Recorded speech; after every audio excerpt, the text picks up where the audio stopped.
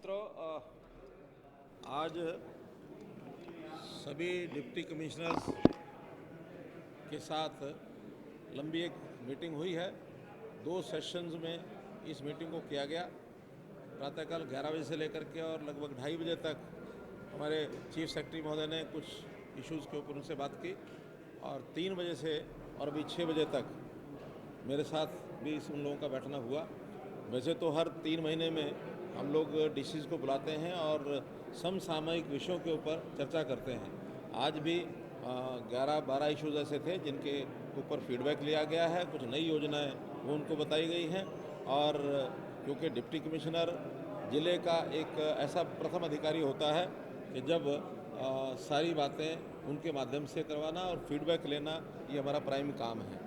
आज जैसे अभी जो 3 बजे से 6 बजे तक मीटिंग हुई है, उसमें मुख्य विषय जो हमारा परिवार समृद्धि योजना नहीं अपना मुख्यमंत्री अंत्योदय परिवार उत्थान योजना, इस योजना पर जो हमारा काम हुआ है, 2 हमारे जो फेज़ में मेले लग चुके हैं।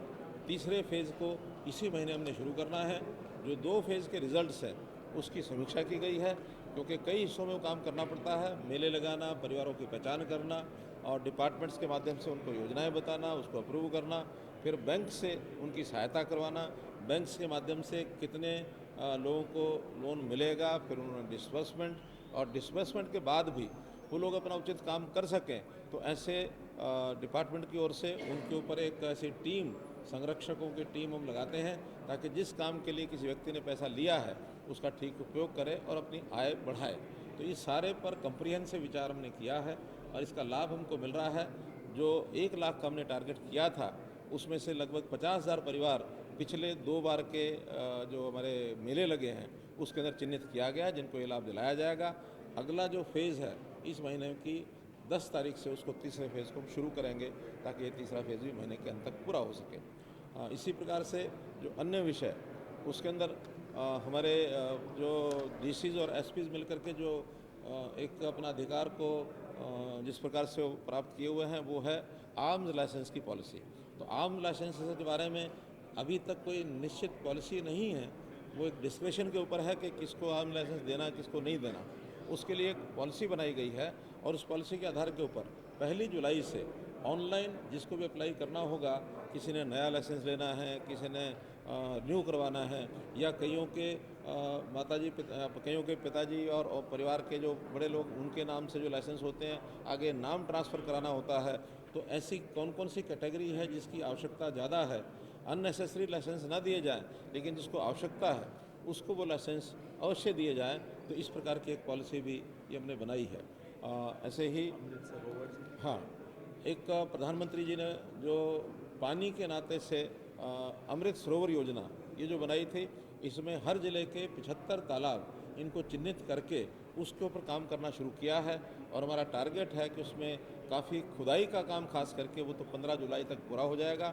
15 जुलाई के बाद अपने यहाँ वर्षा आने के कारण से जो बाकी उसके कंस्ट्रक्शन के सिविल वर्क्स होंगे वो बाद में किए जाएंगे, लेकिन 15 जुलाई से पहले पहले खुदाई का काम शुरू हो जाए। तो इसमें काफ़ी तालाबों पर काम शुरू हो चुका है, कईयों के काम अब अलॉट हो रहे हैं। तो इस 1 महीने में, 1.5 महीने में कहीं मनरेगा के माध्यम से या कहीं मशीनरी के माध्यम से उन तालाबों की खुदाई शुरू हो जाएगी। डीसीज ने ये काम अपने जिम्मे लिया है।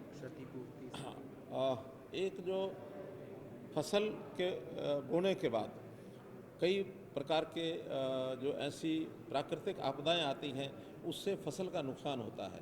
फसल नुकसान होने के बाद पटवारी हैं, तहसीलदार हैं, कानूनगो हैं, वो उसका एक प्रकार मुआयना करके और उसकी असेसमेंट करते हैं कि कितना नुकसान हुआ, और वो बाद में रेवेन्यू डिपार्टमेंट के पास पहुंचता है। उसका जो कंपनसेशन है वो रिलीज़ होता है। अभी तक किसान को पता नहीं लगता था कि मेरा कितना जो नुकसान है उसको दर्ज किया गया है, उनको जानकारी नहीं हो पाती थी और कभी कभी तो नुकसान होने के बाद और उनका मुआवजा मिलता भी नहीं था। कई प्रकार की ऐसी जो बातें रह जाती थी जिसके कारण से उनको संतुष्टि नहीं होती थी। हमने प्रावधान किया है कि अब सबसे पहले जो उसका नुकसान हुआ है तो उसकी जानकारी किसान खुद देगा, उस पोर्टल में अपनी एंट्री करेगा कि मेरे इस खेत में इतना नुकसान हुआ है, और उसके 3 दिन के बाद इस प्रोसेस को सरकारी तरीके से शुरू कर दिया जाएगा। पटवारी हैं, कानूनगो हैं, तहसीलदार हैं, वो सब भी अपने अपने तरीके से असेस करेंगे। कितना नुकसान हुआ है किसी को भी पहले जानकारी नहीं होगी, फिर इन सबका चारों का जो डाटा है उसके बाद डीसी लेवल पर इसका एक प्रकार से अध्ययन किया जाएगा, और अगर तो मैच करता है सबका डाटा, इसका मतलब निश्चित हो गया। मिसमैच करता है तो मिसमैच में कौन सा डाटा नज़दीक से ठीक है, इसके लिए ड्रोन सर्वे भी अगले 15 दिन के अंदर ड्रोन सर्वे भी कराया जाता है।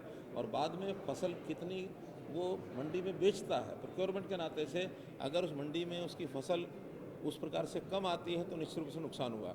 मंडी में फसल भी पूरी आई है तो इसका अर्थ ये कि नुकसान नहीं हुआ, अगला वैसे ही बता रहा है। तो ऐसे एक ऑथेंटिकेटेड एक सिस्टम ये बने ताकि संतुष्टि हो जाए, जिसका जितना नुकसान हुआ है उसके हिसाब से उसको मुआवजा मिले, किसी का मुआवजा रह ना जाए। इसको भी हमने ऑटोमेटिक सिस्टम पर हम लेकर के आए हैं।